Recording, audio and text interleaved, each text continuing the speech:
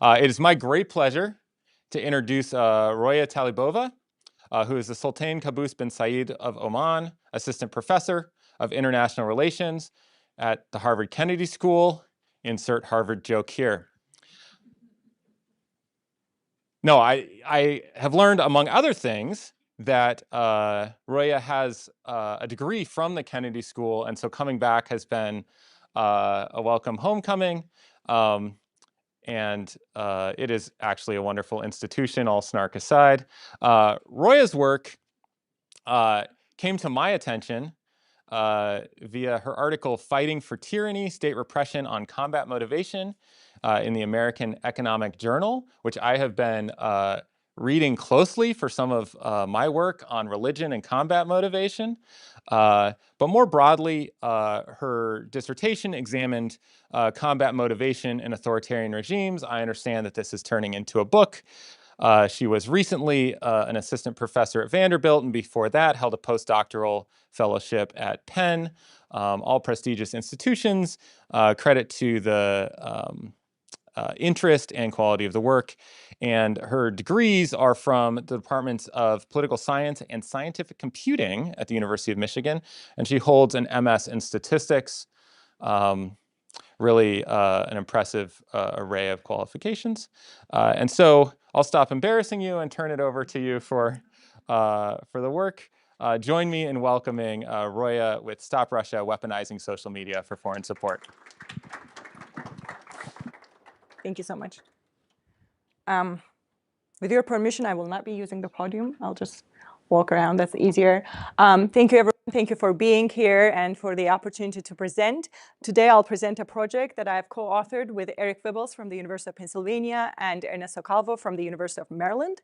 In this project, we are interested in exploring how social media can be utilized to garner foreign support for war.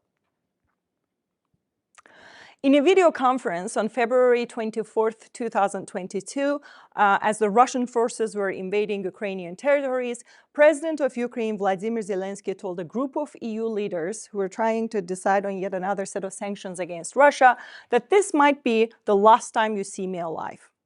Shortly before then, he gave a televised speech during which he told his constituents that he believes he's Russia's #1 target for capture and assassination, and that his family is #2. From then on, both Vladimir Zelensky and the members of his cabinet have actively used social media to pressure and sometimes outright shame governments into supporting Ukraine and isolating Russia in the Russia-Ukraine war. His own foreign minister, Dmitry Kuleba, 2 months after this speech, posted this record-breaking tweet in which he stated that Bucha massacre was deliberate. Russians aim to eliminate as many Ukrainians as they can. We must stop them and kick them out. I demand new devastating G7 sanctions now, which reached and received millions of likes around the world and was retweeted a record-breaking 22,000 times. So the questions in light of these events that we are interested in are the following. Why and when do state officials direct content to foreign followers on social media? And what explains why some of these externally targeted messages amplify and others do not? Now, there's already a widespread recognition that political actors often use social media to further their goals. Much of this work focuses on how governments deploy digital tools for or against their citizens, and vice versa. For instance, there's a growing body of work that describes how autocratic regimes capture media outlets and manipulate domestic information environments. Similarly, there's a parallel body of work that looks into how ordinary citizens use social media to organize anti-government protests and otherwise challenge incumbents. Even in partially free media environments, citizens are able to use digital tools to mobilize collective action against autocrats. So for all of this use and abuse of digital tools by governments and their citizens, there is much less on how strategic governments utilize social media to influence international audiences, particularly in times of war. But the empirical evidence tells us that political actors do indeed use social media to rally audiences in times of conflict. Again, much of this work focuses on state misinformation and disinformation campaigns.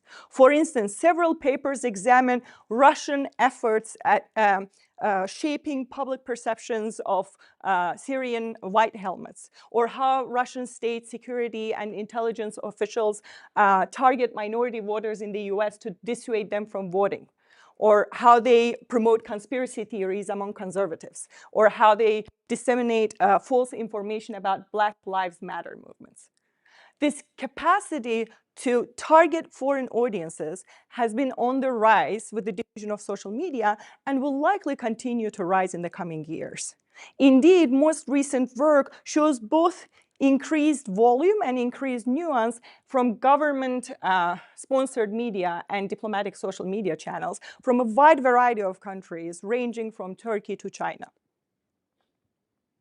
Now, because we knew that the Ukrainian government was already quite social media savvy before the invasion, we hypothesized that after the Russian invasion, Ukrainian government used social media as a tool for framing and disseminating their message to foreign audiences, and that they did it in a manner that discriminated amongst major constituents. We develop a set of baseline hypotheses about the shift in the volume, in the language, sentiment, tone, and content of messages posted by Ukrainian officials. But above and beyond these micro-level dynamics, we rely on recent findings from research on social media and political communications to develop new hypotheses bearing on the kind of messages that are more or less likely to be successful within international networks. Now, the one marvelous feature about social media data is that it provides an objective measure of the extent to which a post or a message circulates through clearly identifiable communities among social media consumers. When many users like, share, retweet, or otherwise indicate an agreement with a post, it shows that the message has really worked. And so with the boom in social media research, we have now a set of really intriguing and valuable insights into the range of factors that make dissemination more successful. And the one overarching insight from this burgeoning field is that different kinds of messages circulate better across distinct international networks. And so we believe that for the Ukrainian government, the most relevant audiences in this sense were Northern American and European governments that ended up providing enormous aid to the country, the international press that had the capacity to impact upon popular opinion across many countries, and the international humanitarian organizations that mobilized to kind of garner humanitarian aid relief for the Ukrainian war victims. We test our main argument about the importance of social media as a strategic tool for digital diplomacy using the most recent full-scale invasion of Ukraine by Russia, where social media kind of became a separate battleground in the war. Since it's Russia's original invasion of Ukraine in 2014, when it annexed Crimea and openly backed separatists in eastern Ukraine, state officials from both countries have publicly inundated the public discourse with narratives and propaganda about the war directed both at domestic audiences and foreign audiences. While Russia's main narrative centered around imperialistic and colonial tones, Great Russia, fraternal relations, near neighborhood, aimed mostly at domestic audiences or the domestic audiences of the countries in its near abroad, Ukraine was fighting its own information war, mostly directed to foreign audiences. As the war unfolded, for many Ukrainians, social media became an effective vehicle for shaping public perceptions of the conflict abroad, especially against diminishing Russian influences in the predominant Western social media channels like Twitter, Facebook, and Instagram. Now, as is the case with many post-Soviet countries, TV is still the dominant medium for news consumption in Ukraine. At around 97% of the population, but there is still a very high social media penetration rate. Roughly 65% of the population goes on social media at least once a week to get their news.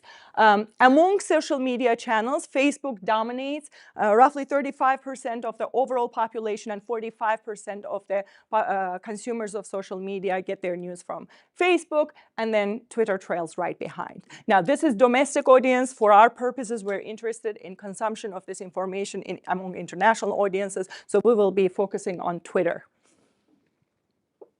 Now, we use 3 sets of original Twitter data to evaluate how social media messaging affects support for war. Our main data builds on the Data for Ukraine project. Using Twitter's academic API and a small list of general query terms, we collected a data set of approximately 500 million tweets related to the war in Ukraine, which we then used to classify, map, and deliver data on war on a near real-time hourly basis between February 2022 and March 2023.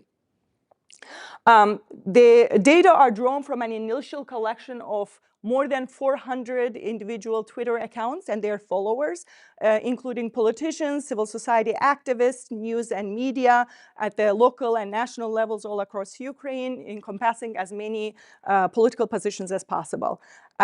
This collection of roughly again, 500 million tweets we use mostly for our community detection methods. This is our metadata. Now, to understand how government online political discourse shapes foreign support for war, we identify all Ukrainian officials who have held official state legislative and executive positions and were active on Twitter between August 2010 and December 2022. In other words, we identified all Ukrainian Rada members, that's the Ukrainian parliament, and state ministers and committee heads who were active on Twitter between 2010 and 2022, including at the time of the data collection. This effort yields a group of roughly 107 individual accounts out of possible 475, because there are 450 Rada members and 25 ministers and committee heads. There are 107 accounts that we use in the general data. Using Twitter's historical API, we then collect we build on this identifying information to collect all of their public official social media posts from their entire Twitter timeline. This collection of roughly 150,000 tweets, 70% of which are retweeted across international networks, provides the first ever complete corpus of tweets by Ukrainian government, both pre and post-invasion. Which we then use this second data for content, topic, and sentiment analysis methods. And then finally, by combining the Ukrainian officials' official Twitter timelines with the general metadata of tweets on the war on Ukraine, we were able to map distinct international networks that consumed and disseminated tweets by each Ukrainian official. To understand how specific messages affected frequency of retweeting, or in other words, how did the original messages amplify and disseminate across networks, we use the Ukraine metadata account to identify all accounts who have publicly engaged with, retweeted, or shared tweets by Ukrainian officials since 2022. We left censored the data at 2022 for this specific purpose because we're only interested in engagement with war-related tweets. So the way we did it, we first identified tweets that overlapped across both data sets, doing an exhaustive search within a week-long period from the time of the posting of the original tweet using the original timestamp. And then we merged using the unique Twitter ID, which yielded a collection of roughly 15,000 tweets that were retweeted around 4,189,200 times or something like that. And so We then retained 12.5 thousand tweets that were retweeted at least once, for which we could identify the retweeting account. And then we used it for our community detection analysis. In this figure, we plot the daily timelines of the tweets posted by Ukrainian officials and then their retweets by the international community. If you look carefully, I know it might be hard to see from behind, you will see that some of the spikes are around the times of major events during the conflict, like the Bucha massacre, etc. So they kind of trace well with the general dynamics of the micro-level dynamics of the war. A little bit about processing. We start by stemming and lemmatizing tweets. I don't want to go into the details of this. I'm pretty sure many in the audience already know what this means. You remove the hashtags, the URLs, the emojis, the punctuation, etc. After processing the data, we detect and identify the languages in which they have been posted and retain the top three. The top three languages, as expected, are Ukrainian, English, and Russian. To avoid building multiple classifiers and multiple dictionaries, we use the Hugging Face NLP translation models to translate Ukrainian and Russian language tweets into English, and then we use them for our topic and sentiment analysis. We also calculate the average shift in the volume of tweets for all official posts between the pre-invasion to the post-invasion period to conduct a placebo test that determines whether the observed shift in the in the volume of tweets falls outside the mass of the distribution of changes in volume generated by using placebo intervention dates chosen at random. This is a placebo test that is akin to Penn and Siegel. We use autoregressive interrupted time series analysis and then autoregressive count models to then analyze both tweeting patterns and then engagement through retweeting patterns based on the content and the count. This plot displays the results of the nonparametric placebo test, which compares the actual difference in tweet volume associated with the invasion to the difference in tweet volume generated by using placebo intervention dates chosen at random within a 1-year period pre and post. The dotted vertical red line shows the average daily tweet volume difference before and after the invasion. You will see a clear jump in the counts of overall tweeting. For topic modeling, we used unsupervised topic modeling, trained a transformer based on a transformer model with BERT topic. The choice of unsupervised topic modeling was deliberate because we did not want to impose any priors on the number or the nature of the categories of topics that political elites use. And so following a number of cross-validation across different cutoffs, BERT topic gives us 50 topics based on the combination of the general metadata and the data on Ukrainian official tweets. And then we aggregated those 50 topics down to 10 topics, which you'll see in a moment in the results, based on their akinness to each other. We also conduct a number of robustness tests to show that the generated topics pass the standard tests of predictive and semantic validity. For sentiment analysis, we built another transformer-based model and trained them on 58 million tweets using Twitter. Twitter Roberta itself is based on 58 million tweets, and then we build around based on that. That is a typical sentiment model that classifies the tweets into negative, positive, and neutral tones. Here you will see a plot that shows the discontinuities pre and post invasion on the topics, generated topics. It might be hard to see, but if you looked closer, you would see that the topics related to the attacks, to security issues, to humanitarian issues see a clear discontinuous jump, whereas domestic matters, economic matters, legislative, judicial, social, cultural issues go down as expected. This is for engagement with the topics. This is not the tweeting itself. So this is how much engagement there is from the international audience with the topics that are posted by Ukrainian officials. And this is tweet volume discontinuity based on sentiment. This is tweeting itself. You will see that there's a very clear jump on the number of negative tweets that are being posted. Now, there's also a jump in positive tweets, but that's because there's a baseline increase in the number of official social media posts. But the negative tweets kind of have a higher rate of increase.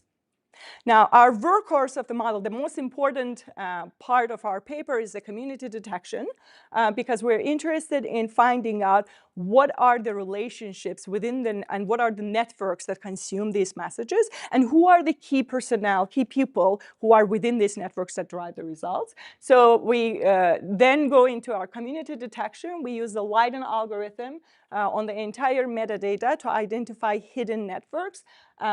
The Leiden algorithm, again, following multiple cross-validations, gives us 10 distinct communities, which we then aggregate into 6, again, based on their closeness to each other, for example, US, Canada together, or EU, NATO together.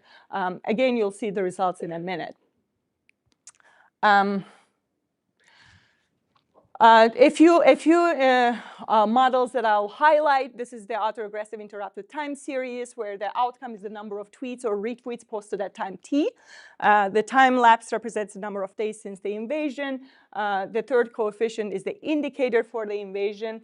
The second coefficient is the indicator for invasion, and the third coefficient is the slope changes the interaction term. Here, the intercept essentially represents the number of tweets at time 0, whereas beta 1 is the change associated with a 1-unit increase. And beta 2 is the immediate effect of the invasion. So think of beta 1 as the pre-invasion average daily trend, and beta 2 will give you the immediate effect of the invasion. Then we have the autoregressive count models. This is tweet level data, where we'll look at the number of tweets or number of retweets based on the specifications. And our main independent variable is the post-invasion indicator. Here, we're interested in engagement. So we'll look at a 1-month window, and then we'll look at a 1-year window in the case that some of these might be some of the engagement might be trailing into a longer period. And then we also do fixed effect models for original tweets. For this, we have to completely wrangle the data, turn it into a panel data at the account month level. And so the dependent variable is the percentage of tweets on a given topic and the percentage of tweets on a given sentiment. So this is sentiment and topic modeling. And then again, independent variable is the post-invasion indicator. We have a number of covariates. We control for followers, friends, etc. And then we have account and month level fixed effects. We do this in 3 different sets. As typical in this kind of fixed effects models, we do the 2-way fixed effects for month and individual accounts, pooled version with only month fixed effects and account-specific linear time trend. And then finally, for retweeting or engagement based on topics and sentiment, we do a negative binomial model, again, with only post-invasion retweeted data, because remember, we are only interested in engagement with war-related tweets. So we leverage 2 important features of the data. We left censor at 2022 for this model, and we only retain those tweets that are related to war. We want to see how they are being amplified. And so we have a matrix of binary indicators corresponding to each topic and to each sentiment. Here you will see the results in the same order I provided the empirical specifications. This is just for tweeting and retweeting. These are base count models. You will see that post-invasion, we see a significant increase of just general increase in the counts of tweeting and retweeting and engagement. This is the immediate effect of the invasion. Remember, I said we're going to be interested in the immediate post-conflict levels change. That's the immediate effect of the invasion. This one is the pre-trend. Again, you will see a significant increase. This is a reduced version of the effects of topics and invasion. I don't have all of the topics and all of the topics listed here, but some of the ones that might be interesting, you'll see that humanitarian topics immediately garner more attention or more engagement. Same with some of the same with the attacks. This was a surprising result for us, Russia. I have a take on why we see null effect there. I can talk about it in the Q&A. For sentiment analysis, again, we see a lot more, both in terms of posting and engagement with it. We see a lot more engagement with the negative tweets than with positive tweets. And this is our community detection results. These are the 6 communities we ended up with. So we have the mass media, Ukrainian European news channels, EU and UN together, Ukrainian government, European state and NATO, Canadian US government. And you'll see that some topics are more likely to be amplified by specific networks. Again, I don't have all of the topics here. I just provided a snapshot. In the paper, we have the full topics.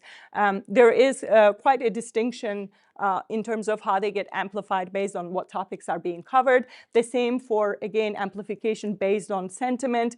Negative messages are more likely to be amplified by mass media or Ukrainian European news, and then positive are more likely with the Canadian US government. And so, again, we can hypothesize about what this negative positive means and how the classification is done in the Q&A.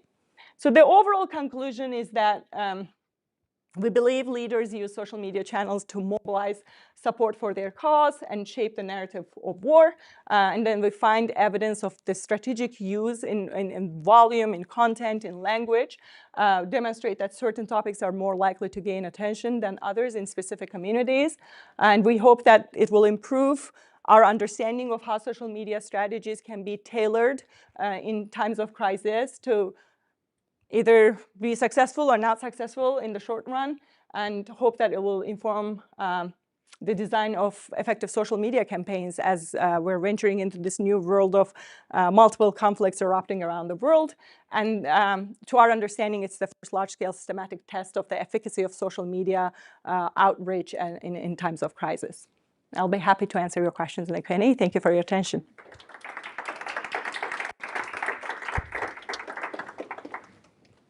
Wonderful. I'm going to keep it Q. I have a cheat sheet with faces here because I'm terrible with names. But Eric Higginbotham, go ahead. And the rest of you, put hands up and I'll make notes. Thanks for the talk. Very interesting. I'll go with the obvious question, which is you put up, your 3 bullets at the end there, and I would ask you to maybe answer, especially the second one, if you could go back in time to February 2022 and have a chat with the Ukrainian government, what would you suggest about changing, adjusting, amplifying different aspects of this social media campaign? Do we take multiples or do I go ahead? Go for it.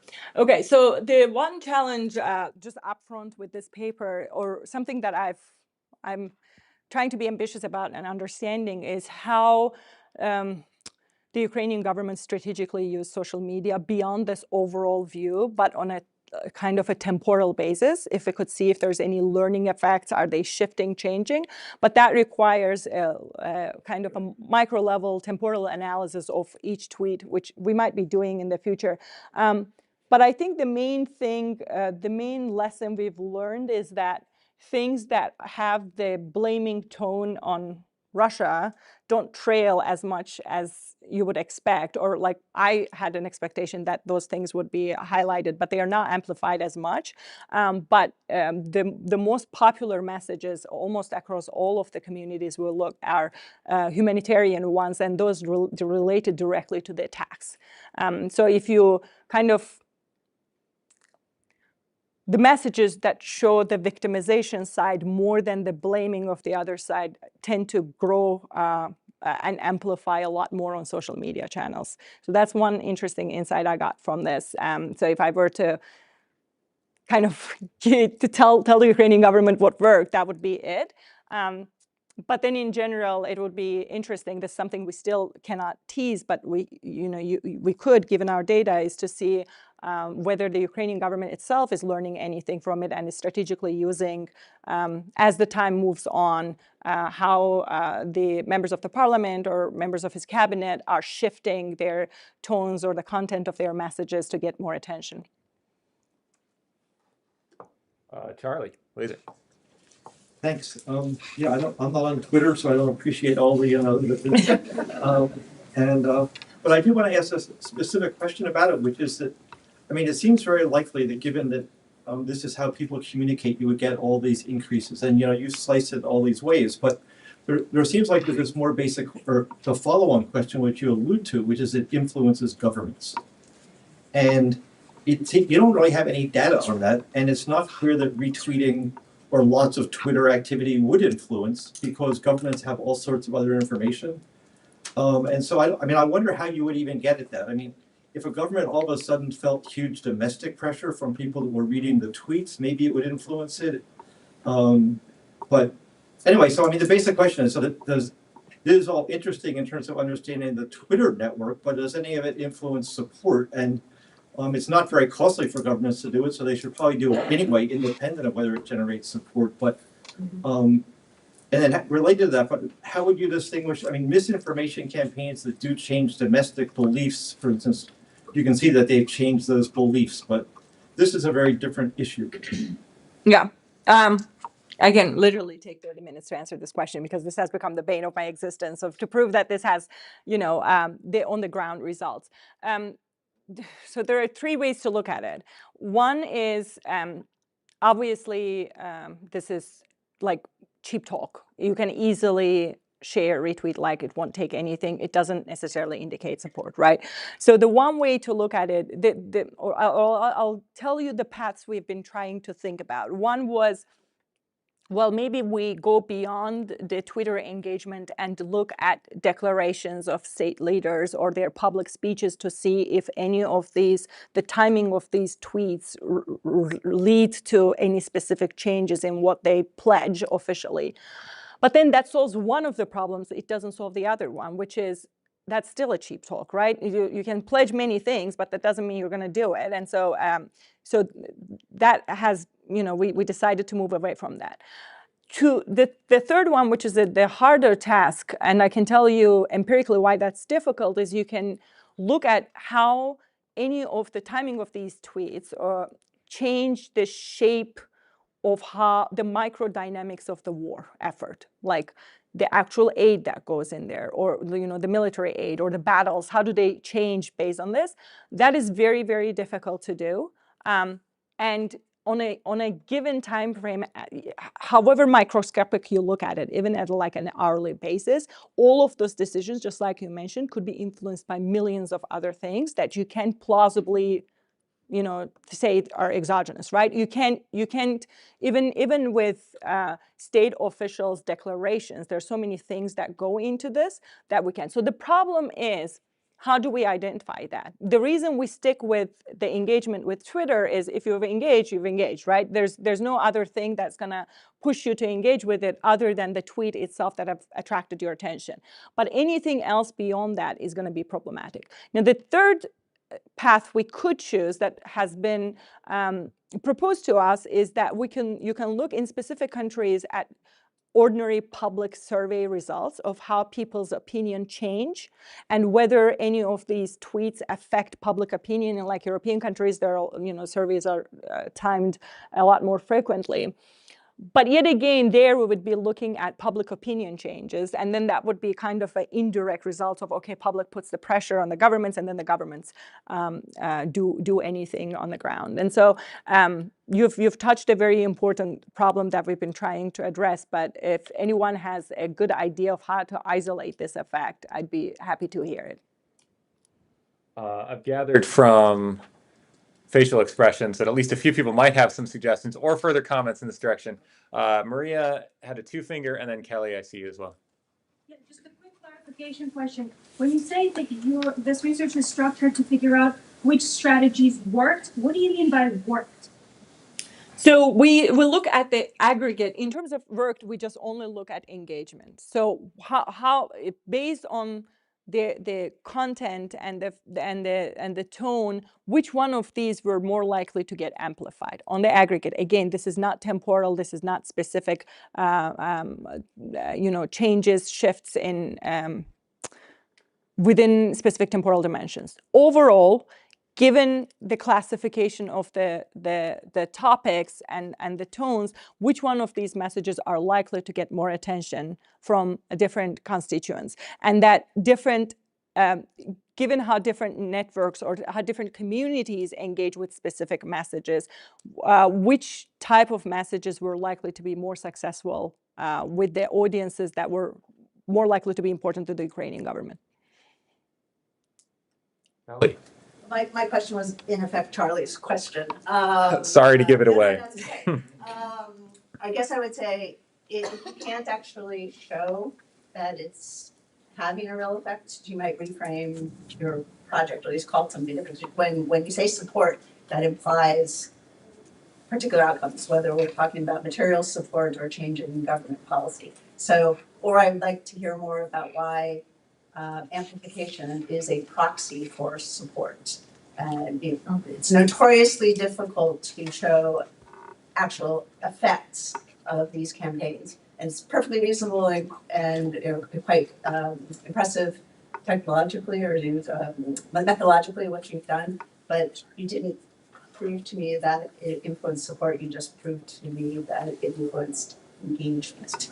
Yeah. Now, on a sounding slightly less snarky, you did mention the interest in particular networks. Yeah. And so maybe you can unpack greater influence or engagement within these certain networks and get some fidelity on where dissemination and amplification actually leads to changes on the ground, particularly since the number of networks and communities we're talking about are pretty finite. I think you said 6 and 11. Yeah. So 6. I don't have a specific recommendation there, but you did say we're particularly interested in these communities. So when Charlie asked that question, I would say, why are you particularly interested in these communities? And maybe that can help us provide some suggestions about where you might translate dissemination and engagement into changes on the ground process.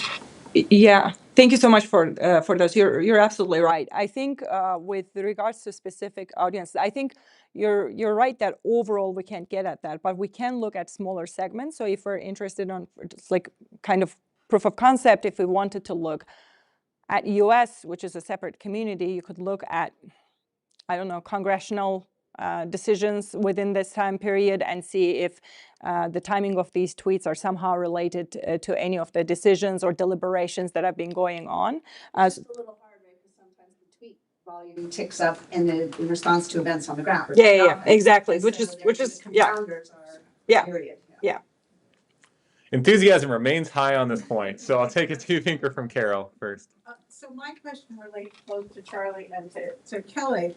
It's one thing to say, going back to Charlie's question, is it influencing a foreign government's decision to do X, Y, or Z to help Ukraine? The other would be, does it influence the public? I mean, we've just been through an election where aid to Ukraine was one of the major issues. So to whom or to which constituency are these tweets being targeted? Is it the public that then's going to go out to vote for either Kamala Harris or Donald Trump, or is it just the sitting government at the time? Because that became an issue for us as well. So it's would be interesting to ask that question both for Ukraine and for Russian tweets. So the way we so the engagement kind of our population for engagement is overall all of the war-related tweets. Like it takes everything from the metadata. That's any tweet that's related to the war within that time period, which means it includes the public, but it also includes officials, right? And so it includes all of the EU leaders, US state leaders, and etc.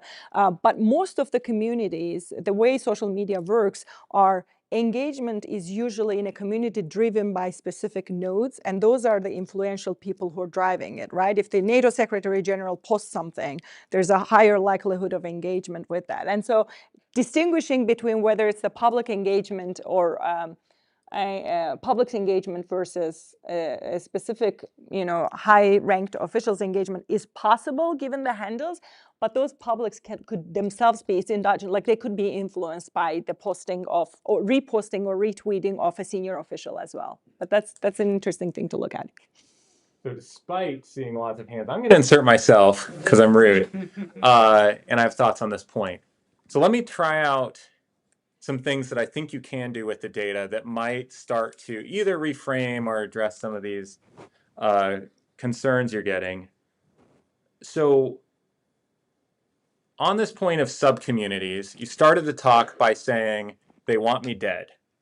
So which subcommunities are most important to Zelensky not being dead? Can you provide an estimate of that? Even tiers, S tier, anyway, tier list a thing. Give me some tiers or even a probability estimate of like necessity of support. That actually potentially blows up the communities because the community detection algorithm does not capture who is like really important for support. Then rather than saying, we know these are the ones who are important for support, you have some priors, but you also assume the Ukrainians have priors. And a more answerable question is how do they evolve their targeting strategies, seeing who they can reach with different tweets? And then think about also building in a model of like strategic retweeting by the more senior you are, the less likely you are to engage in retweet. Like, I don't think that US officials are just casually like retweeting stuff from Ukraine because there are so many ramifications for them doing so, whereas I think journalists are.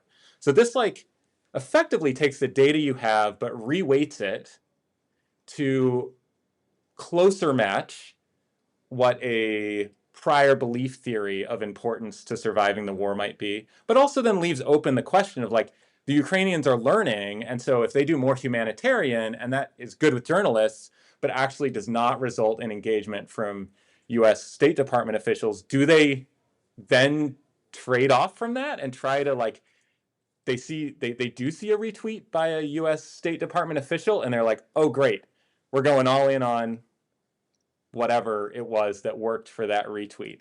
I feel like that might help me at least square some of what you're getting with what's possible from the data, given that no one's going to tell you they decided to send more missiles because of this particular tweet, is my guess. Any thoughts on that? That's many thoughts. I mean, this is wonderful. The first one is empirically challenging because you have to impose priors on, if I understood you correctly, on two different dimensions, right? On what is important, like which accounts are important to the Ukrainian government and which accounts are more or less likely to be involved in the first place, given their seniority, right? So that creates kind of increases uncertainty beyond my comfort levels, but that's something to think about for sure. Is there a trade-off? Now that part is, the second part is again, something that involves what we're planning to do in the next stage is you have to then go deeper into the temporal analysis to see if there's a learning effect and if they are switching their tactics based on whether a certain tactic is working or not, and they are changing communities or shifting tones directed at different communities. And so we want to do that kind of a microscopic view of that, but it will take a kind of a next stage of a more fine detail analysis. I'm sympathetic, but let me just posit that I saw this happening with white nationalist YouTube accounts that I was following, where they were trading off whether it was the male or female host, and they learned they got more engagement with the female host. So despite the misogyny of the movement, they started over time on this particular YouTube channel promoting the female host much more because they saw this engagement. And the great thing about social media is that you know at least that the people posting, the only feedback they have about what's working is also the engagement. They can't tell either whether it gets them more weapons most of the time. So they're also optimizing to the bad metric that you're optimizing to. And I think you can, I don't know, I'm optimistic about working in what you're calling this like microscopic analysis. Eric, you had a two-finger on this. Yeah, so Rich's point, I think several of the preceding questions have tried to get at what was the effect of all of this, right? But if you actually talk to any Ukrainians to try to figure out what they were trying to achieve, right? There's underlying assumption here that this is some kind of strategic effort. And if that's the case, right, you should see some kind of top-down effort here, right? So are these legislators getting some kind of public affairs guidance and that's why they're tweeting? Or is this bottom-up thing? And then how does this actually align with other diplomatic efforts that are happening at the same time? I think it'd be really neat is if you see these private messages and communiques that are being sent that actually align with the same messages that you're seeing in the tweets. Perhaps that gives you greater evidence that this is actually a strategic effort, and then maybe that allows you to unpack, on the DV side, are they achieving their objective? Getting back to Maria's question of like, what does it mean if it works or not? So it wasn't really a question, but just thoughts. No, the second point is wonderful because the way we've been trying to get at the efficacy is we always think about the opposite side or the consumers, right? And that's difficult for the whole host of reasons we discussed, but I've never really thought about matching it to the other diplomatic efforts from the Ukrainian side to kind of show that this is in line with, so this is kind of a strategic political communication tool because it goes in line with all the other efforts that the Ukrainian government is doing. So that's a really good. Are they giving people guidance on like, hey, here's what you should be like? I know in the U.S. military, there's literally this public affairs guidance that comes out, and so he will highlight these things, and that's what gets built into senior leader tweets and things of that nature. So it'd be really interesting, right? Because it gives you this cool top-down story. Yeah, this is that's what we're interested in, and we have been we did not include in the data any public official that started tweeting post-war, just like got on, because that is a very in-your-face kind of, we wanted to see the shift in their messaging at the individual level, which is why we have it from 2000, like everyone who's been involved. And so what we can do is, again, at the individual level to see if there is any change beyond the aggregate changes we see temporally. We do see, I mean, I have tons of anecdotes working with this data, but that's at the, again, anecdotal level. We do see switch in the language based on what they're writing, right? The Russian-speaking audience versus the English-speaking audience, or based on like what event is happening, what's garnering attention, they switch their strategies. It's easily visible in the data if you trace one person, which is why we want to do the microscopic view of it. But so far, we have only aggregate results. I am so abusing my privilege here, but I am quite arrested with the data. So let me just add that I also now want to see the analysis of who starts tweeting, and here's why. So I did an analysis of when the Egyptian government prints conspiracy theories in the state-owned newspaper compared to the independent newspaper. But the way they do it is not by having the existing columnists like print more conspiracies after there's a protest or a terror attack, which are the triggers. There is a set of people who typically only write the day after something wild has happened in Egypt, and those people are wild.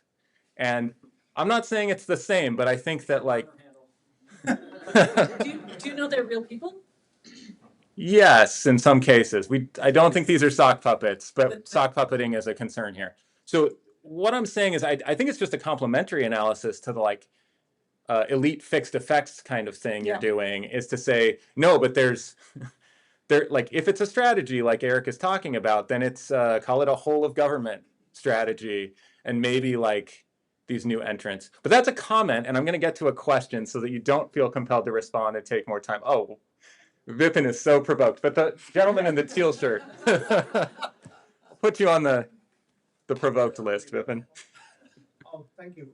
This is Shahid Islam from Department of Urban Studies and Planning. So I thank you for the very nice presentation. Especially I enjoyed the development of empirical equation from some raw data. So this is not actually a question, I just want to know your view. You emphasized on tweeting more. So in some most developing countries, you see YouTube is very influential. So how do you differentiate between YouTube and tweeting? Tweeting gives more propagation, while YouTube gives more influencing. So just give a comparative study. So when we had this idea of looking at how the Ukrainian government is, what tools they're deploying, before we even went to the Twitter data, we kind of did an overall general survey to look at what means of communication the Ukrainian government is using the most. And it seemed to be that, at least for international audiences, Twitter was their predominant channel, which is why we went with Twitter. We did toy with the idea of Telegram, But Telegram is saturated with battlefield information more, and there's a lot of Russian involvement in there, and so teasing that out would have been really problematic. But Twitter was, in that sense, crisp and clear, and so we went with that. YouTube has its own world and is different, but there was much less involvement, at least from the government side, Ukrainian government side, of any like YouTube propaganda as opposed to the Twitter propaganda. Now, again, I agree that for many different conflicts, or in general, in many different settings, these channels differ, right? If I were to analyze the same for the Russian side, I would go to the Telegram, right? Because that's the predominant one. But for this specific case, I think we just decided Twitter was better. Colonel Nick Talbot. Thank you very much. I appreciate the methods, the analytics. One of the challenges with Twitter is tying that to a real person. And so how did you differentiate between Ukrainian distribution networks and source reception and distribution networks and even communities? Particularly, I mean, I imagine you got some graph network analysis, and this might be part of your temporal study, is looking at message propagation, heartbeats, and things like that through the graph network. I don't know if you could speak how you differentiated the stock from the Yeah. I mean, for the Ukrainian government data, that's Ukrainian government data. We know for sure that that's been vetted accounts. But for the overall metadata, we do have Ukrainians as well. What we did is we went one run through to try to get rid of the bot accounts as much as possible.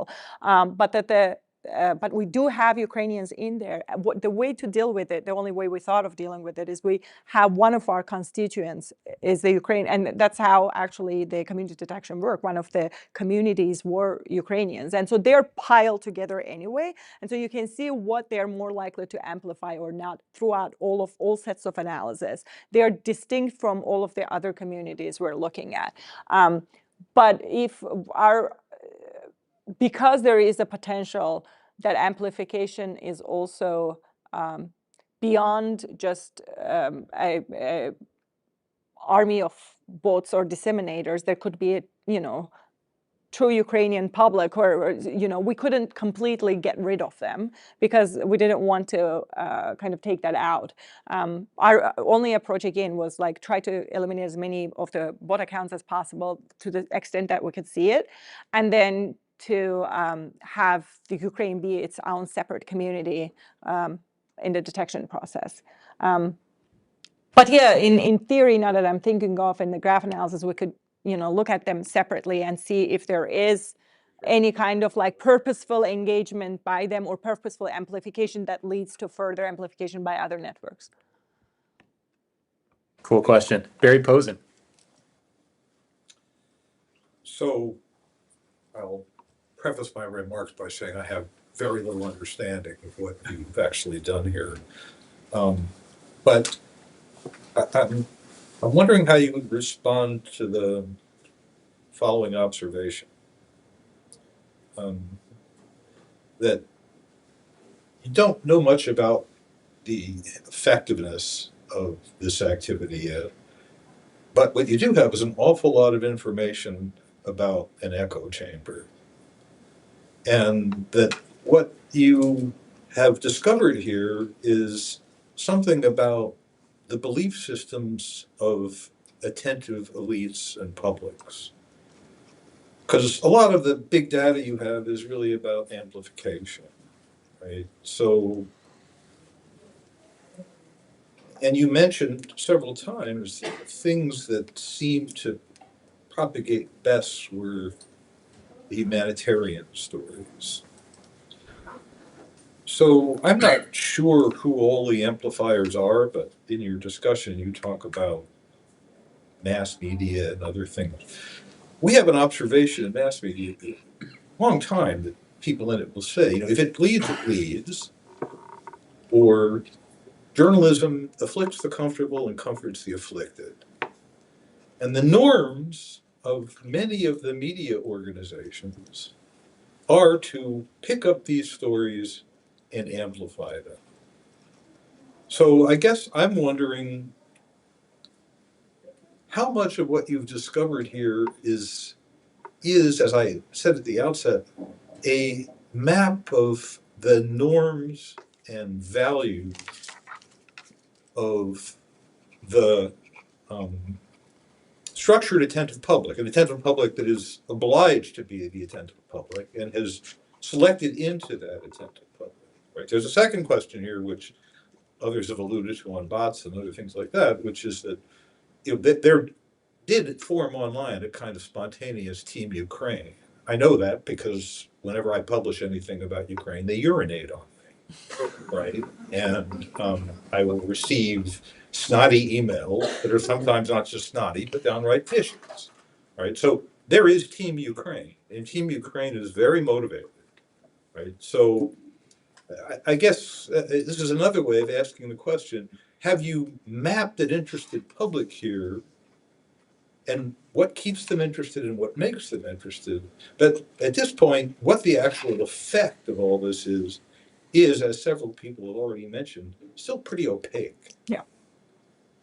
So have you mapped the interested public is the community detection, right? That is the interested public. And I guess you can think of it as like the echo chamber who are like reinforcing, retweeting, sharing, right? That's the network. In terms of what's the effect, I mean, one way you could think of it is when things get amplified, they fall into the radar of other people, right? This is all about, the amplification isn't just within this circle, right? If you look at a network, it could, most of the movement is within the circle, but it reaches other people as well, right? And so we know very well from other studies that when things are more amplified in the media, they're more likely to get the attention of other leaders or prompt other leaders to take action on certain issues, right?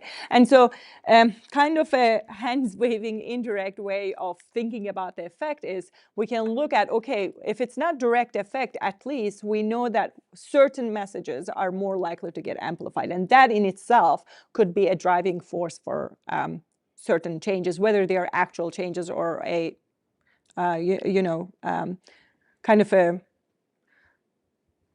declarations that don't yield actual results, but they at least get the attention of important people.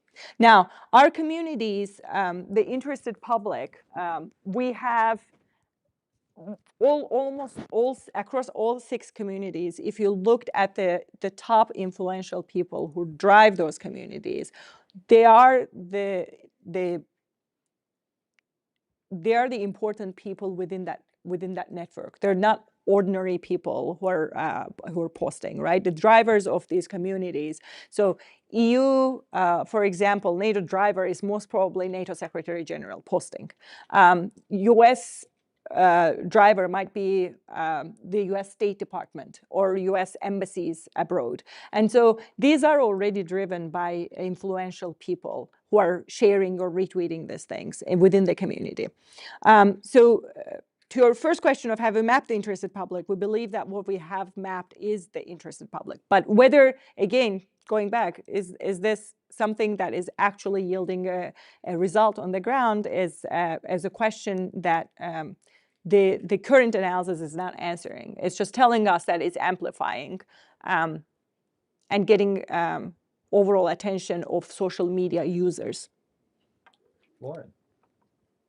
Hi, really fascinating project. I'm going to re-ask a question that I think has come up, which is how do we know that this is actually strategic behavior?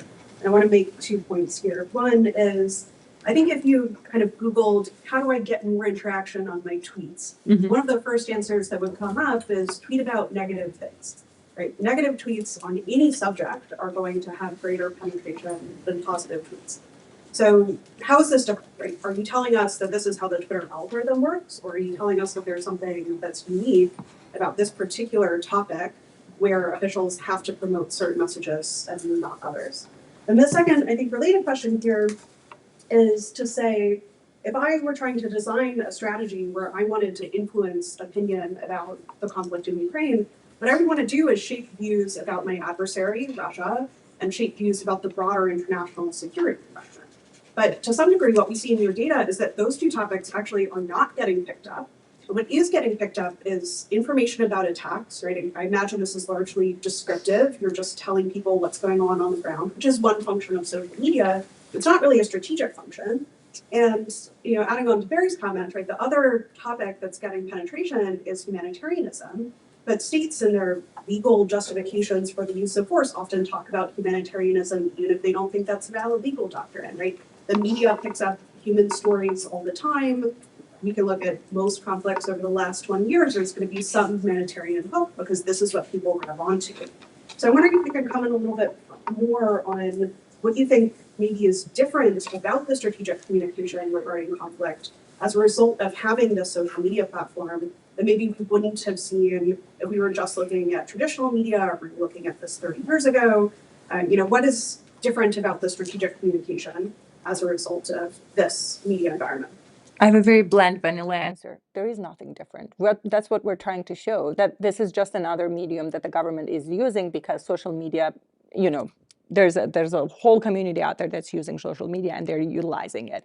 And so just like you mentioned that, you can open and Google what is, usually how can I get more attention to my tweet? It's negative messages. The same can be done by the Ukrainian government. They know the same information, right? And so they would be using negative tweeting to get attention as well. I don't necessarily 100% agree with the information about, that you want to shape information about Russia, and as such, the attacks are not, like any tweeting on attacks are not strategic. They are. Any kind of attention you get in times of conflict when your people are dying are important, right? And so if you write about attacks, if you write about a massacre, right? I've seen these tweets, they're like, this many people are dying on a day, but it gets attention, and that's what you want. You want to remain on the headlines so that, these governments pay attention or think about your conflict and it doesn't fall to the fifth page of a newspaper. The same with the humanitarian aid. And so there is nothing new. I think they're just building on the existing communication tools that have been done with the traditional media and just utilizing social media. And so what we're trying to show is that this is, to our understanding at least, the very first time that a government has actually used social media very actively in times of conflict to get their messages out, and it has worked among certain constituents. Melina.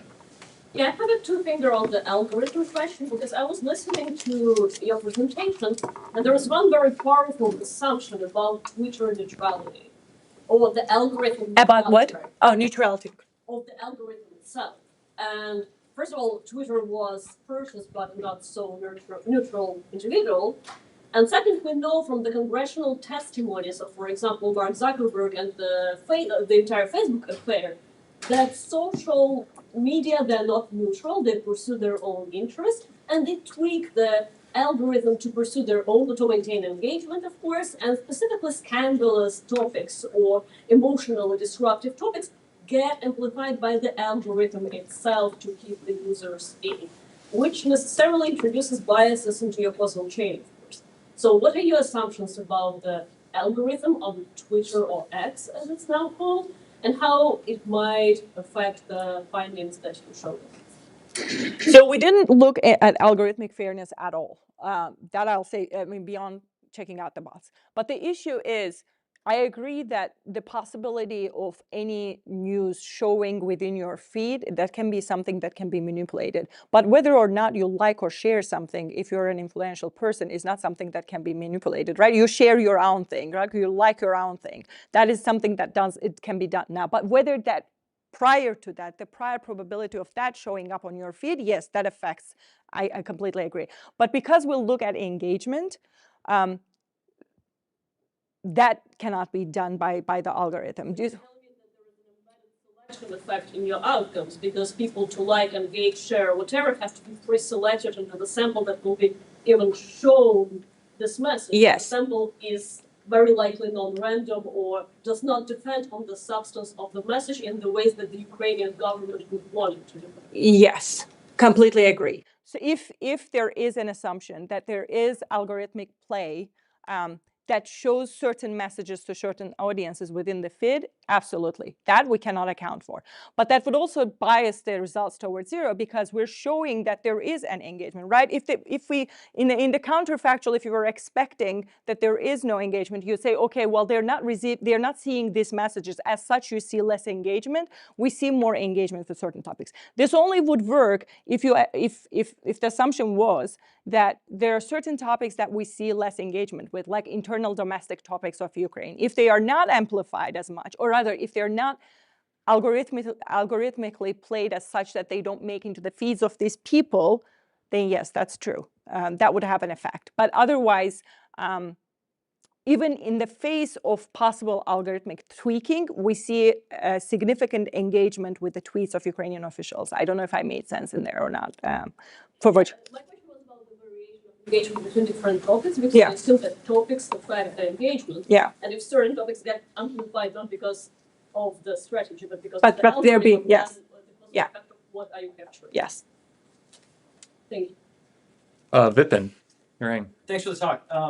So maybe I'm asking a similar question that's been asked in a different way, which is you're sort of picking an easy case for Twitter for amplification and a hard case for the effect of Twitter on support. And this is a Russian invasion of a sovereign state. No. It doesn't happen that often. And I guess the counterfactual.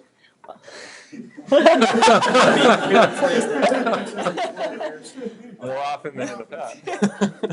A couple of times in the last few decades, but Okay, fine. But still, in terms of frequency, it doesn't happen on a daily basis. The counterfactual is, absent Twitter, would the outcome have been any different? Would international support for Ukraine have been appreciably different if Twitter, Facebook, any social media did not exist? And how do we get at that sort of with the data you collected? And maybe sort of, let's take yesterday's events in South Korea. Do you, I mean, again, it doesn't happen that often. Or it might happen more frequently in South Korea too. There were mobilization strategies that opposition leaders and President Yoon used on Twitter for international audiences.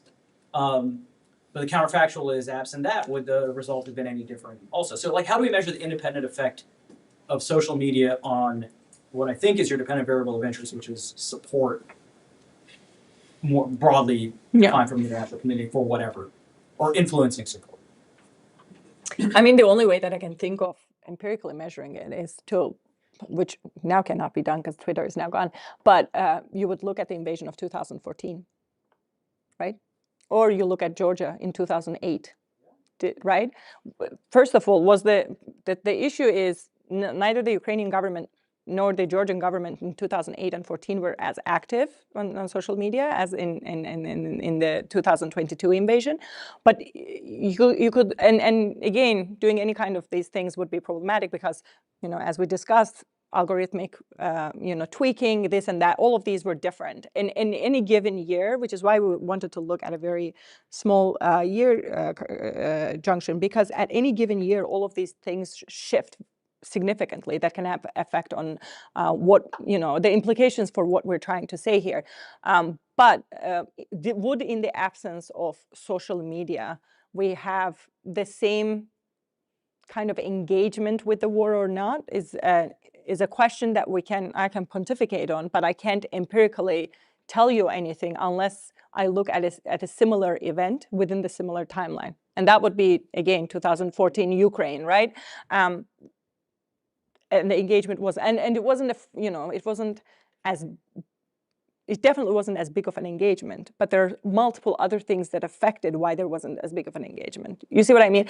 Anything and everything that we've thought about all of this, but anything we take beyond Twitter's landscape then opens us up to all possible other directions of effect, right? We can only make inferences about what is the involvement within the Twitter space. Anything else is, even with Twitter space, as Alina indicated, there are problems with algorithms and everything. But I agree that looking at the counterfactual would be a very interesting way of proving the effect. I'll give you an example that's in my mind now of a specific time that I think a tweet in this conflict has an effect in a way that you're overlooking. You're treating it as if you have to like look at all the tweets in the aggregate, but I would encourage you to weed through for very specific tweets. So I am not on Twitter. So I was like, got on Twitter specifically as the invasion was happening to see what was happening. And I saw it roughly live when Elon Musk was like, we will give you Starlink. I don't know for sure that that changed the course of the war, but it felt like in those 3 to 5 days when Kiev was going to definitely fall, and I'm still surprised it didn't, that tweet mattered more than all the other tweets, or something like that. Eric Higginbotham is provoked, so he wants to say no. So this may be a bad example, but I feel like this is another strategy for, you're saying I have to go to other conflicts, but Twitter doesn't exist. But I think within your own data, like individual, like you could try to tease this out for like just even a few anecdotes of specific tweets that potentially had more material impact for the war might help me sort of start to build the links. And since I provoked Eric, I'll let you say something to tell me I'm wrong. Just on this specific one, if it hadn't been on Twitter, it would have been on something else, right? He could have made the announcement through anything. So and this is where I have problems imagining how you could parse cause and effect here, is that all of the tweets are probably efforts to amplify existing news stories. So some news stories are interesting when they appear. So we had the event of Bucha, then we had the investigation of Bucha, which didn't correspond in time. So that's, so we could maybe sort of parse the independent effect of the investigation and the news story vis-a-vis the original event. I don't know, but I can't imagine how you parse the individual effect or the separate effect of the Twitter amplification to these different news stories, since they're going to correspond so close in time. Anyways, I mean, on this specific point, though, right? If he hadn't had Twitter, he would have used something else, right? To me, and it would have had the same effect. I'll keep going.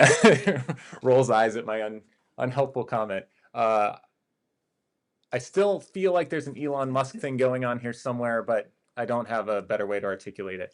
Tyler Sagerstrom.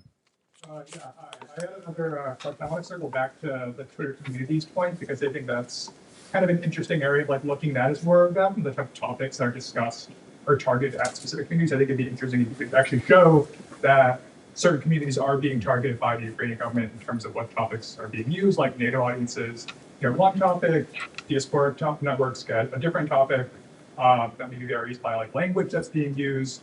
And so if you could maybe like for us set up some theoretical expectations for the different communities you had, and then whether some of like the findings that you found line up with this. I mean, some data on effects among diasporic communities, so you might be able to leverage some of that in terms of concrete empirics. Make of them what you will, but there's a little print. Like what the effects are on diaspora? Just in terms of levels of support, pushing and lobbying. Make of it what you will, but there's some data out there.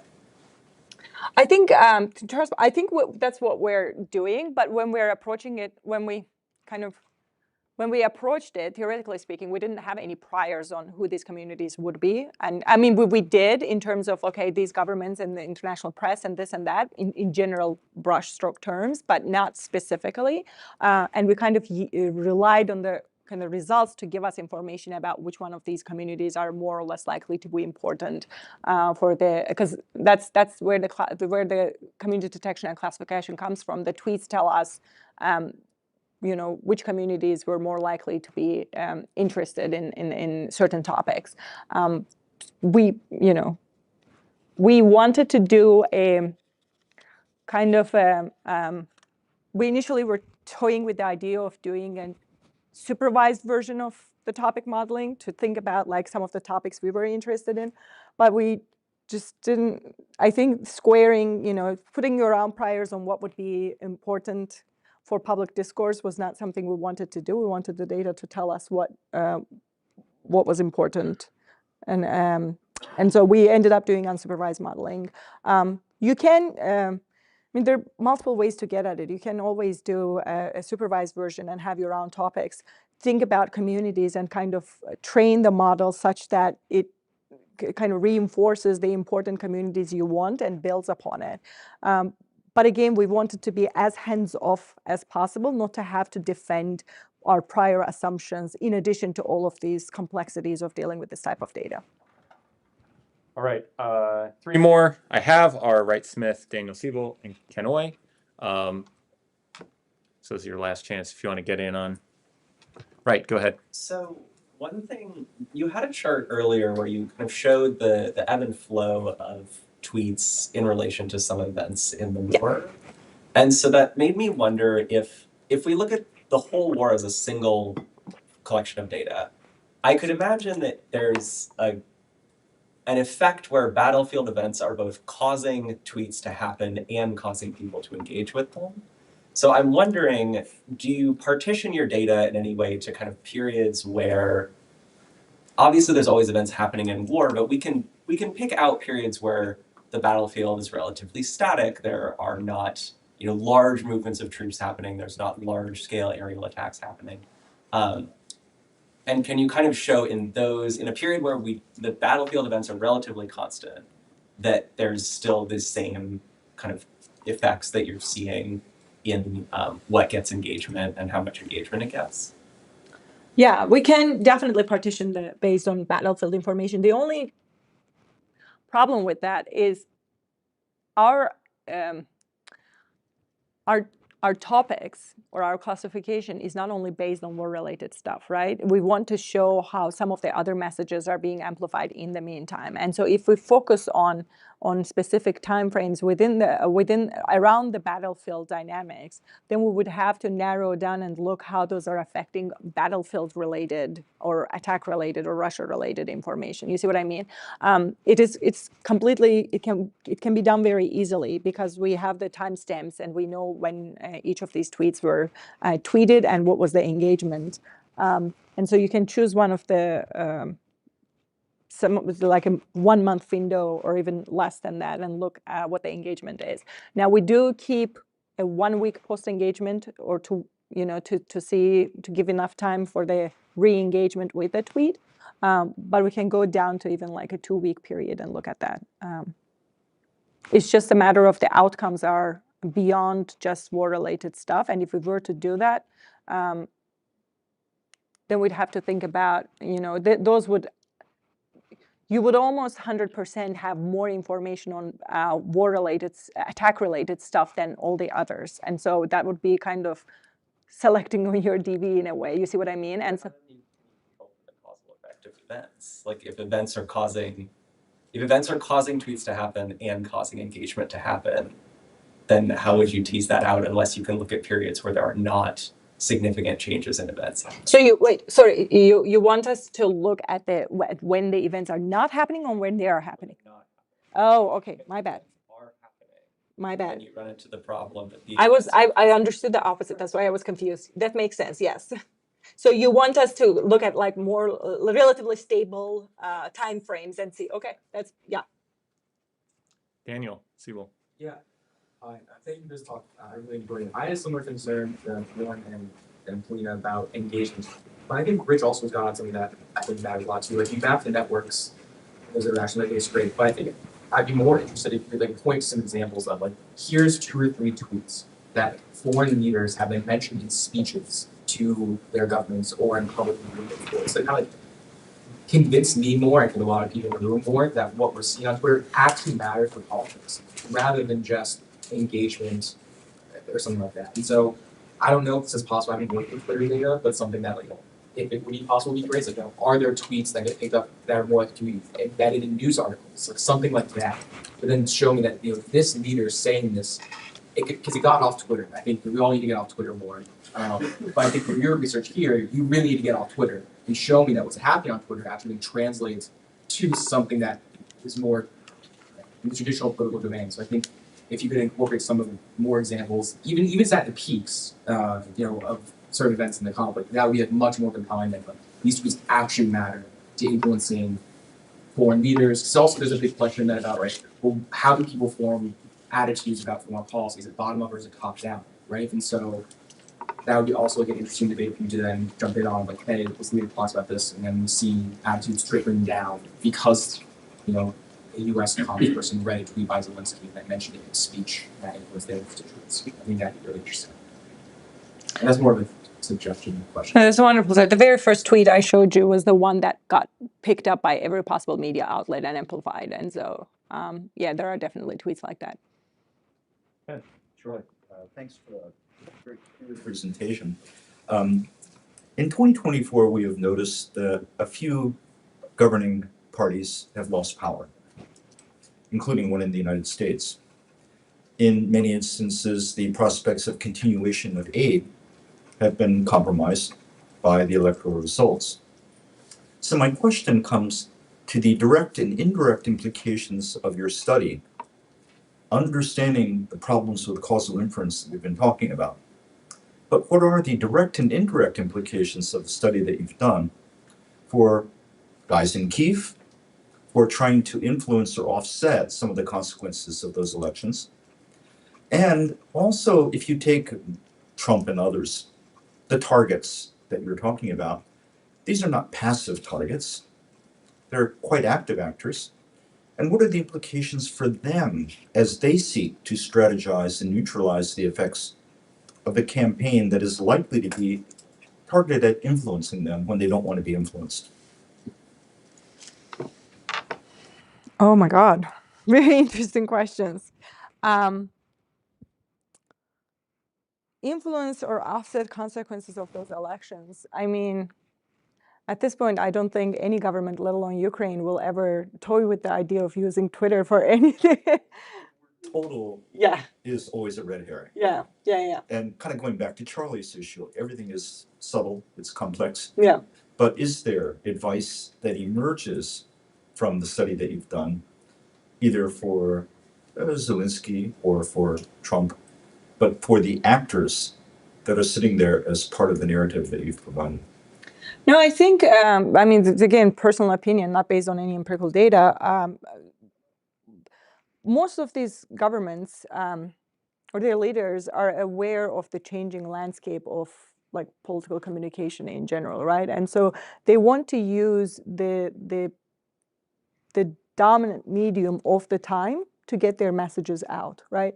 Now, 2022, that was Twitter, right? 2024, it is not Twitter. It might be something else. But it is for sure that they're in our contemporary period in these conflicts, leaders are very savvy about what other means of kind of how to fight their wars beyond the battlefield, and what are the means they can use to get their messages out. And so with regards specifically to how to offset the results of the election, I mean, again, I mentioned the examples of like with the misinformation, disinformation campaigns of how the Russian security intelligence agencies are using, U.S. elections. They're targeting minority voters, this and that. And these are things that the Ukrainian government could easily also pick up on. And if they cannot get to the governing party, they're going to find a way to get to the opposite side of the spectrum, right? And with today's technology, it's not going to be that hard to do, even if Twitter is not there anymore, right? Yeah. Apart from Twitter, yeah, focusing on the specifics of the type of social media. Yeah. From your study, what topics would you emphasize if you were whispering into the ears of Zelensky? What topics I would emphasize for him to amplify? Again, I think this was the question I tried to answer in the previous one. I think it would be that, at least based on this study, that it seems to be the case that anything inflammatory towards the enemy is not going to pick up as easily. But the usual hot topics that we discussed in a conflict is whatever humanitarian attention you can get, that's going to get the echo chamber working. Information on, like factual information on the attacks, on the numbers or figures that can show the devastating effects of the war can get attention. you know, the way in grand scheme of things, you know, trying to do the bird's eye view, I'll be quick, I know we're running out of time. The way I try to look at this is, what is the difference between a war fought in 1990s and the war fought now, right? Russia, you know, when the Soviet Union disintegrated, it did bloody things across many of its neighbored countries, and close to 80 to 90% of them are still in now because they, you know, there were only a few journalists with cameras in their hands, and it didn't get disseminated as much, and people in America still don't know tons about that. But if you stop any ordinary US citizen and ask them about Ukraine conflict, they will know about it. And not only because they've seen it on TV, it's because, you know, social media also kind of finds its way to certain populations that might not be as interested in watching TV news, you know, given their age. And so I think in that sense, these governments are very acutely aware of this and are trying to use every possible opportunity to get to people. And whether they're trying to influence the public or trying to influence certain government leaders, that's beyond the scope of the study. It's more about they are strategically using these different channels to get their voice out beyond the battlefield. This was, for me, fascinating, provocative, relevant. Join me in thanking Raya Telebolda.